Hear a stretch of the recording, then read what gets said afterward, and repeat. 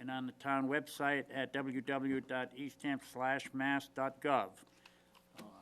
And at this point, I would ask, because we are doing a remote call with the Chair of the Board of Selectmen, any objections to anyone letting Mr. O'Shea take part in this meeting? None from me. Okay, fine. The number one item on our agenda is a work session with Environmental Partners Group and the town administrator to discuss policy issues related to A, water system hookup and issues related to multiple units on a parcel. B, policy for requesting any variance from the existing regulations. And C, policy for abatement of fees. I will turn this over to our town administrator, Jackie. Thank you, Mr. Chairman. Basically, we have been operating our water system for a calendar year as of, what, the 14th of November? We didn't do cake or anything, which was a shame. But The library had cake. the library had cake for its anniversary, so we celebrated at the same time. We had water. Last water. But we're learning a lot, and it's really testing the regulations in a certain way. And especially going into Phase 2A, we're getting a lot of requests from condo associations, but more generally, people that have more than one structure on a parcel. Some of them, if it's a single owner and they're renting a cottage or whatever, that's easy for them to figure out. But if they're dual owners, or they don't usually share utilities, or there are other issues, it's becoming problematic, because we do have a very firm policy that we're doing one curb stop and 1 meter per parcel. So the curb stop issue really isn't a problem. And what people are saying is, you know, if we pay for the extra meters, if we pay for the extra connection, will you connect us and read our meters individually? And as you know, reading the meters is very simple to us because we have, you know, the drive-by.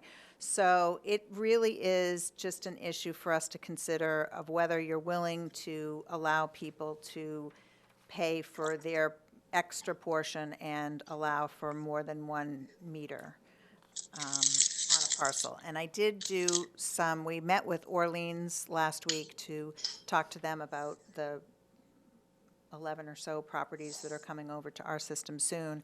And they, again, started with a single meter per parcel policy, and then soon learned that, you know, they needed to individually meter everyone to make sure that, you know, leaks got caught early and for all kinds of reasons, billing reasons. So, and I also we looked around, and Ryan has told me last week, there's no one that has separate water rates for condos, for large users. Everyone uses the same water rates, and they just deal with it by metering or separate metering or different methods. But so I was hoping to have a conversation. We have, between Wes and I and Environmental Partners, we've talked to most of these people more than once. I mean, I've had 5 or 6 conversations with several of these condo associations, just trying to figure out, they desperately want to hook up, especially in South Eastham when they're on the water and there's so many issues with salt intrusion in their well. And we also have on the other side of town several multi-parcels that want to hook up. It would benefit the system to have more users, so it's just something that I wanted you guys to consider and give us your thoughts. So, John, No, Amy? just a question on so if we split it up, say there's 3 cottages in a condo colony, just easy number 3. And they're all separate owners. So, yeah, if they had 1 meter, obviously it doesn't make any sense, because how would you figure out how much each one used? So in that instance, I can see it. But if there's one owner for a bunch of cottages, how could that benefit them? Like if one owner owns several. Well, we haven't had any requests from one-owner parcels. So, and we, you know, I'm not aware that would be an issue. I would think most owners would want one bill as opposed to. I got you. Well, we had Mr. said at the Chairman? beginning- Oops, sorry. Wally first, then we'll go to you, Bill. All right, thank you. We talked about this before and said that they could separately meter themselves, because you can buy meters and you can do that, so, and I understand, it would be more of a pain for them than getting it directly from the town, just like the tax bill too. What I wanna know is, would we collect a service fee from each one of those meters? Instead of, no, normally it'd be one giant meter for a big complex, you get one service fee. So we're gonna be collecting service fees per meter that's installed, correct? Yes. Okay, so that's a benefit there. And I understand it'd be easier for them to control who's using what. So it's a benefit for the people that are owning those. Bill? Yeah, I was thinking to eliminate any confusion, if we just set the rule that if they're getting a separate tax bill, they should be able to hook up separately and pay a separate water bill. If it's one tax bill, then they get one water meter and one water bill. That would kind of, I believe that would cover it, unless I'm missing something. Question, you just made me think of a question. Okay, just before Wally, the one thing that bothers me in the initial thing under the policy is just the phrase, in these cases, the property owners want to bear the cost of multiple meters. Now, basically, if any owner gets a meter within a year, they don't pay for it, so that the property owner will not be paying for anything more than his one meter. And if there are 20 units on a property, then the town will be paying for 20 meters, which we, No, I don't see that. which we will, Go ahead. we will recoup the cost of those meters in 2 years, and then the $96 a year will be an outright profit. But it's just one more fly in the ointment that initially we're paying for meters that under normal circumstances we would not be paying for. All right, Wally first, Bill. The only question I had on, I'm not sure if we have any in town like this, but let's say the Sheridan converted to a condominium, okay? Would they get a separate tax bill per owner of those condominium?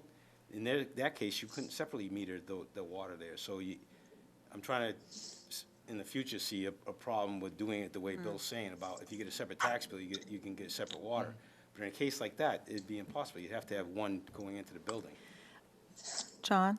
Yes. Initially, I like what Bill's idea is because that's one of the justifications that people have used with us. They've said, well, we get a separate property tax bill, so why can't we get a separate water bill?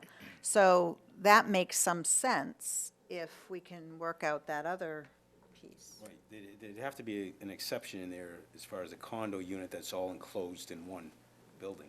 Right, I think the point of us getting together tonight, I think, is to try to give the potential customers more options. Yeah. And not closing out any of the options. So if they go to sign up, they now have a couple of different ways that they can go and receive water. So if they do have, like the Sheridan, when it converts to condos, they may be better off with one master meter, and they may divide it. And we've actually had people that have taken and not complained about just taking the 1 meter, 1 curb stop, because they said, well, yeah, that's how we bill anyway, if they have a duplex, or that's how it's handled with all the utilities, so no problem.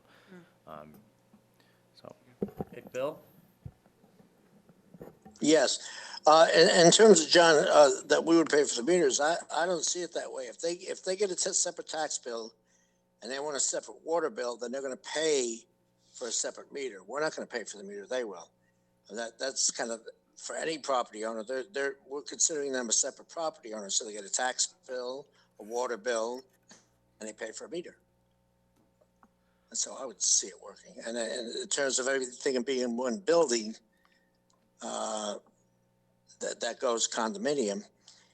If they're going to pay for their water, then it's one of two things. Either they pay for the water separately, in which case they get a separate tax bill, water bill, and meter, or the whole building gets one tax bill, one meter, and they figure out how they're going to split it up. It may be part of their common charges. well, I was just going to say, I think we have the 1 year free meter policy that's in effect for each contract you're within. So if say for this person, I think this piece of property that's looking at this option I think has 13 units, and I think they're still within, the deadline's fast approaching, that's why they wanted some answer soon. And, it's a big, 13 times, $175 for each residential meter is a decent size savings for them, so I think they're trying to look to get that. But I think as long as you stay within that 1 year of a free meter policy that you set a year and a half ago now, I still think it would be free. Right, so if they turn condo Turn later, three. they're way past the 1 year, Right. it's on them. Right. So it's a no-brainer. Yes, sir. Just responding to. Well, Amy, that's a good Hang on, point. What Bill, about if Bill, they hang- didn't? Bill, sorry. hang on, please. Go ahead.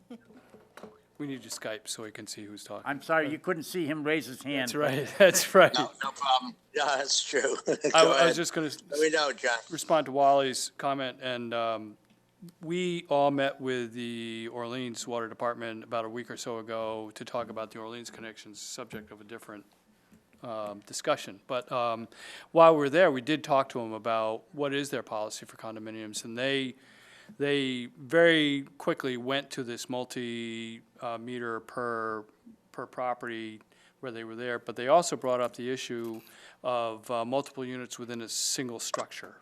And they have meter banks that can do that. Now, the Sheraton obviously would be an extreme case of that, but you have a number of properties here that are like 2 to 4, units within the same building, but you could still, even in the case of you could still do a meter bank for something, for a large hotel as well. Okay, Bill? Yeah, in terms of Amy's point about the condo, the 1 year for those condos, some of those condo associations that did not hook up to water because of this concern about the costs, we may want to look at that and extend their year a little bit. If that's the reason they didn't hook up, because they felt the pressure was unfair, and now we're going to change the policy, maybe it should be as of the policy date. Just a question on, I'm thinking of one piece of property near me now, the church property, which has the 3 condominiums, and is it 2 or 3 houses? Two. Are the houses, do they have a separate curb stop? And is there a separate curb stop one curb stop for the 3 units within the church building? One curb stop, one per property, so depending one upon per the size, property, right? okay. So if we size the curb stop and the service to the property with one lateral that goes across, instead of having multiple lines to try to reduce potential for any leaks in the system. Yeah, because actually, I'm not familiar with the 3 condo units will probably be, they may be seasonal, they may be year-round, we don't know. Right. So there, it would make sense, they would want separate meters. Right. So I just want to point out, we ran this scenario of this person, or the owner of these 13 cottages, with having one master meter running their average usage from the past years, versus just having 1 meter versus each having individual meters with having that $96 per year charge. And it's actually cheaper for them, even with having the $96 every year with the charge right now. So it is a little loss of revenue for the town, but however, there's 0 revenue right now coming in because you don't have them as a customer. So you want to make sure that we try to keep that in focus when we think about expanding the system. Well, and I had asked just before the meeting started, as far as curb stops, and it's still just 1 curb stop to the property. So we're complying to what we promised the town. And along with John saying that we did promise a meter per owner, basically, per unit, house, that would still pertain. I wouldn't think that would change anything. In the regulation, Yeah. I don't see where we're not conforming. That would be conforming. Right. I think we had said 1 main water meter per parcel, I think was in section 7.7. Okay. So I think it would just be a would small have to- tweak of the language, I We think. have to tweak that. Yeah. Gotcha. Right. So the other issue too is that to bring up is, in the regulations, we typically say anything over 150 feet away. So say if you have your curb stop at your property line, and if any building that you want to tie into that houses either the connections that go to the cottages or just to a home, if it's longer than 150 feet away, we generally put a meter pit in the meter right at the property line to try to safeguard the town against any leaks. And, just before the meeting, Jackie was telling me that a motel had called with a high bill because we're meeting at the property line and they had a leak on their property. So that's revenue that you're capturing now and you're identifying as a leak, whereas if that meter was in the building, we would never know that that was leaking until we were gone and done a systematic leak detection of the entire system. So we just have to keep in mind that if we're gonna set a policy of 150 feet away, there may be some instances where if this condo unit is more than 150 feet away, we still need a meter pit. But if they still want to be individually metered, we have to think about, are we going to provide them a bill based upon each individual meter or based on the master meter? That's the only thing. Okay, just before we go any further, because I have my back to Amy and I can't hear Bill. Bill, if you could just give me a beep somehow, Russ, so I can recognize you, and Amy's just gonna whack me on the arm if she would like to speak. I'm here, John. I'm listening. Okay, Wally, I believe you were So requesting. if it's over the 150 feet in, we're gonna still put the meter pit by the curb stop That's for discussion tonight, but and a meter there. So we would know if there was a leak in that whole rest of the place. So we could match the water bills that they have received versus the total. right, but again, it's another layer of administration expense. that someone is not doing right now. The meter would have to be read by Pennychuck and then somehow compare it and deduct it. We'd have to talk with them about it and get back to you. Then we would but- know if there was a leak in all that spider web of Right. plumbing that's going out to all these individual Right, cottages. and then somehow, Which I think would be a good thing. right, and you want to make sure you capture that Right. in your billing, and you'd be billing off the master meter usage and taking into account what each building is using and maybe adding the difference over those two to the rest of the smaller meters, so that you're recovering that revenue. Or could that be an association meter? In other words, they're Yeah. responsible for that total. Right, And here's your individuals, but here's what the association owes. right. Well, that's similar to what Whispering Pines is doing now. They have one meter that the town recognizes that we read and bill them for, and then I think they, on their own, sub-metered, and I think they're just getting billed and then comparing that versus their meters they put in themselves in the cottages, How many cottages do they have there? 17. 17. So they're taking the big, They spent a lot of money. They needed to spend some money on infrastructure there. I think they replaced almost all their underground service lines. They did that last year, I think. I'll just say that this too was a point that we talked about with what the experience was that Orleans has faced. And they had said that you can never get the master meter to add up to exactly what the individual meters are just because of the differences in meters. So I would advise that you use it as a gauge to see if there's a big bust, but something that is relatively close and we can determine what that is, that you would not go that. Amy? yeah, I was just curious, Bill brought up or maybe it was Wally, about extending maybe people that had missed or didn't hook up because of this. Are there any that we know of that didn't hook up and their time has passed now? Not that we know of. Not That we I know of. I know there's just the one property that is really waiting, I think, To to hear. sign up. And they've been talking to us probably 25 times over the last year. Gotcha. Yeah. So we wouldn't have to necessarily change the deadlines. No. If we do the change now, we'll capture pretty much everybody. So if you're amenable, what we'd like to do is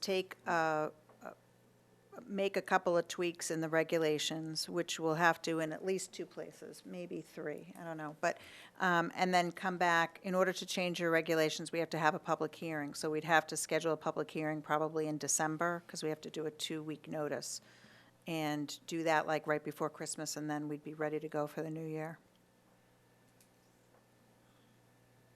Just have a question on the transfer of a piece of property. If the current owner has chosen not to hook up, just projecting or trying to get a projection on what kind of a discussion is going to take place when a prospective buyer comes in and says, well, I'm not going to buy if there's no water hookup. And so we can get into some hassles, not we, but property owners could get into some very sticky hassles over a sale could be contingent upon the fact that the water has been hooked up or has not been hooked up. You could have that now as far as appliances or anything in the house Yeah. that you want, and they don't wanna sell it to you, so that's up to them to work something out. I don't see that as a problem. Okay.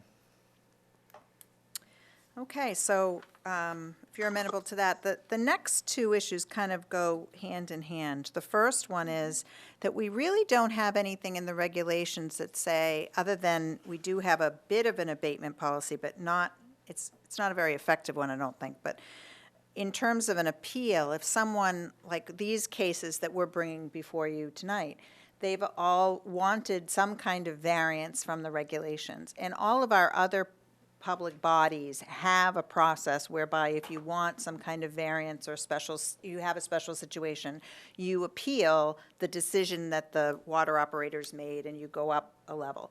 What I'd like to do is with your permission, is try and draft a process of some kind that we could take a look at and put in the regulations.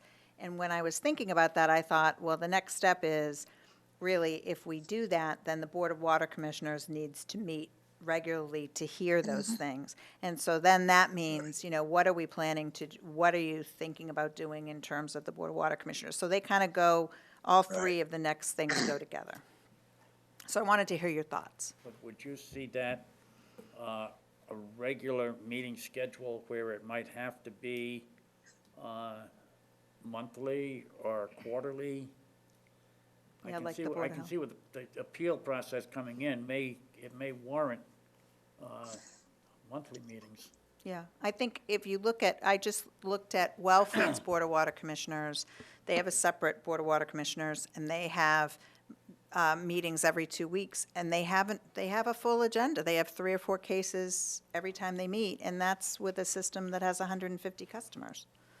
But it's between new hookups, and if you think about what we're going to be doing over the next few years, we are spending a lot of time on these cases, hearing them, talking about them, trying to figure it out, so. Well, yeah, but Mr. Chairman? Yes, go ahead, Bill.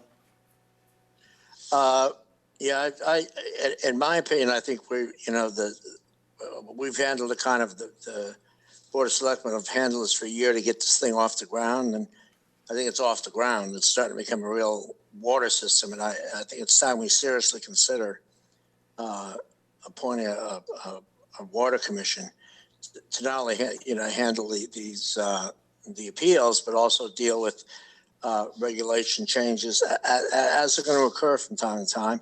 And I think Jackie kind of gets overwhelmed because she's kind of playing the role of sort of answering these complaints. So if there was a board that met regularly that people could bring their complaints to, I think it would go a long way in helping not only the Board of Selectmen, but also Jackie. So I would be very much in favor of appointing a water commissioner. I would agree, Bill, because in our last meeting or last 2 meetings, very significant topic of discussion is the amount of time that the town administrator is putting in currently. We were trying to break that down to eliminate a lot of her current meetings, and if we leave this with the town administrator, we're going to be hiking her schedule right up past where it was. So I think, yeah, it definitely has to be a Board of Water Commissioners, which the town administrator may or may not feel necessarily a part of or to sit in on all of those meetings. I think if it's going to become a routine procedure on the part of the Board of Water Commissioners, then it should be left to that board. Exactly. And I agree. certainly, they'd have the benefit of environmental partners. If they needed it for a while, they'd have the benefit of Neil or whatever staff we hire to monitor the contracts, and our Plus the water water operator. operator, too, Yeah, right? and a water operator. Yeah. Amy? Has there been any talk making it an elected board? We've never talked about it one way or the other, I don't think. So just appoint, or you haven't even discussed whether be elected or appointed? And Because I don't know even what even the split appointed is wouldn't. with towns. In my experience, it's been a mixture of both. I don't know Yeah. about- My experience is predominantly an appointed board, and it's more often than not, it's a board of 3. Oh. I would think Yeah, where we're new and least- young, you might want to keep it under you for now, yeah. Right. If, Mr. Chairman? Yes, Yeah, I would say at least to begin with, make it an appointed board, and we could decide how many. And then 3 is a little bit, we've had a problem with 3 with the CPC, so I would opt more for 5. But if we started with an appointed board, and once it got going, we were able to observe how it worked, we could always then turn it into an elected board. Well, So we just could- because we we could start do- as an appointed board doesn't mean we have to stay there. Right. we could do as we are now and basically have it a 5-member board being the Board of Yep. Selectmen. And gradually, I think we could work our way out of that so that it's not just a Board of Selectmen's policy and procedure, but that there are taxpayers who are members of said board. And possibly, eventually, it could be a total taxpayer board, or it may have a selectman as the chair. Liaison. Just so that there is, that's probably a good idea, just so that there is feedback and there is an attachment between the Board of Water Commissioners and the Board of Selectmen. But it doesn't necessarily have to be the chair of the board. It could be any single member of the board, and it could rotate. I have been since we started with the Board of Water Commissioners, but it doesn't have to stay that way. Anything further, Wally? I would just say have a liaison like we do with other boards, and have them report back to the Board of Selectmen, just like we do on a lot of them now is. Yeah. And I think that'd be the way to go. Yeah, it would become, if you create it, it would become like another regulatory board. Well, it's, I Mr. Chairman? personally, I think it makes good sense to bring taxpayers into this, rather than just have elected officials being the governing body. I think make the governing body those people who are responsible to it. Yes, did I hear you, Bill? Oh, yes, Mr. Chairman. Jackie, what would be the steps we need to take to set this up as a separate board? Would it start with a charter, and then we like any other board, we try to get volunteers, and then Yeah, a the Board of charter, a Selectmen would appoint process. them? Yep, Is that kind of the process? exactly. So it would take, 2 to 3 months, I would think. And Right. in the Do we meantime, need to vote on doing that tonight, to form that? I don't think so. I think we'll wait until you have a charge. I'll draft a charge, and probably Ryan and Greg and Wes, whoever, will be working on the tweaks in the regulations and bring those back for you. The first one will require a public hearing, and then the other 2 we can maybe have time to fold into the same public hearing. I don't know. Might have to wait till later. Good. Okay. But it would help to have a little more guidance in terms of abatements and the appeals, and make it a little more formal, an entity. So thank you very much. That was very helpful. Right? Anything further from anyone present? Anything from our audience? Okay, if there being no further business, I would entertain a motion to adjourn, and we will just wait until 5 o'clock for the Board of Selectmen's meeting. So moved. Second? All those in favor? Aye. Aye. Please note Aye. a Roll call vote. roll call vote. Aye. Aye, All votes. Aye. okay. Thank you.